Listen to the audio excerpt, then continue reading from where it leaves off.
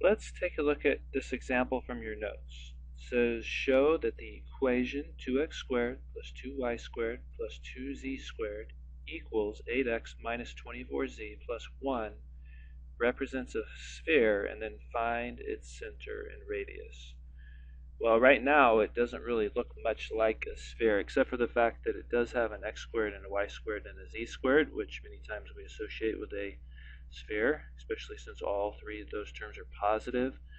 But if we're going to show that it's a sphere, and not only that, but find its center and radius, what we really need to do is we need to figure out a way to get it in this form up here that we talked about in class, the x minus h squared plus y minus k squared, so on. So you may or may not have done something like this, but what we're going to need to do is complete the square. And the big thing about completing the square is we need to get all the terms that aren't constants on one side. So we need to get all the x's and the z's, basically this 8x and this negative 24z, we need to get that to the left-hand side. So let me go ahead and rewrite our equation. We have 2x squared plus 2y squared plus 2z squared equals 8x minus 24z plus 1. Alright, so as I alluded to earlier, we need to go ahead and be able to get these two terms here to the other side. So we need to subtract 8x over, and we need to add 24z to the other side. And I'm going to go ahead and write the x's and the z's together. So when I do this, this looks like 2x squared minus 8x plus 2y squared plus 2z squared. Now this negative 24z goes over, so that's plus 24z and equals 1. Okay, and here's where the completing the square part comes in. If you haven't done this before, this will be new to you.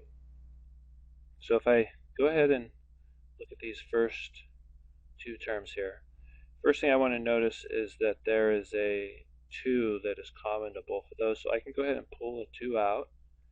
And when I pull 2 out, it looks like this. I'm going to leave a little space here at the end. Okay, so we have 2 times the quantity x squared minus 4x plus something. Now, to complete the square, let's go ahead and make a little note on the side here. We want to complete the square. So for this first one, the way you complete the square is you take negative 4 and you divide it by 2. When you divide it by 2, it becomes negative 2. It's divided by 2. And then you square it. You raise it to the second power. And when you raise it to the second power, it becomes positive 4. So that's what I'm going to need to do here. I need to add 4 to complete the square. Y squared we will not be completing the square on, so let me go ahead and rewrite that. 2y squared. But we also need to complete the square on the z's because we have 2 terms there. So again, if we pull out a 2, we have plus 2 times the quantity, z squared plus 12z plus something. I'm going to leave some space in there. And we're going to do the same process we did for the x's. We're going to take our 12, our middle term. The last one we took our middle term of negative 4, and this one we take our middle term, which is 12. We divide it by 2. It becomes 6. And then we square it, it becomes 36. So I'm going to go ahead and add 36 here. Now, one of the things we know about equations is that we can't just arbitrarily add something to one side unless we do what? Unless we also add the same thing to the other side. So here, if I add plus 4, I got to do something similar to the right-hand side to balance out the equation. But I didn't actually add 4 here. How much did I add?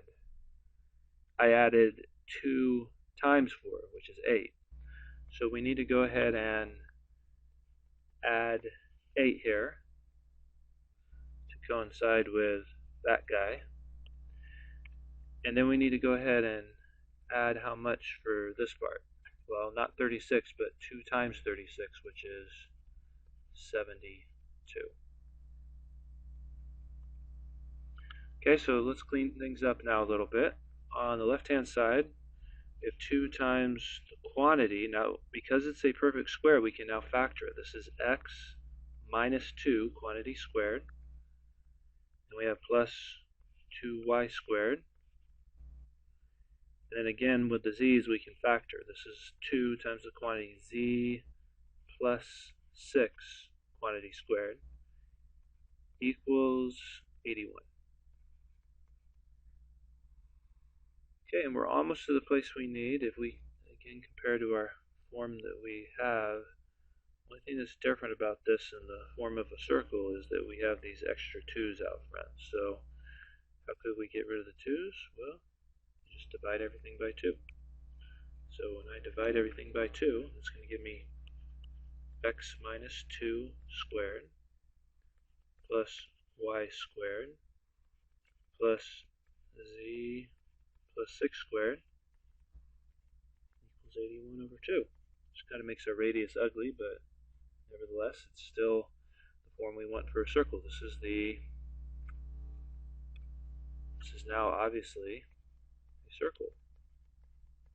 It's a circle with radius equal to 9 over square root 2 and a center. Remember, with the centers, we take the opposite of each of these numbers. So the x-coordinate will be a positive 2. Y-coordinate, well, there's no shifting there, so that's going to be 0. And then the z-coordinate is going to be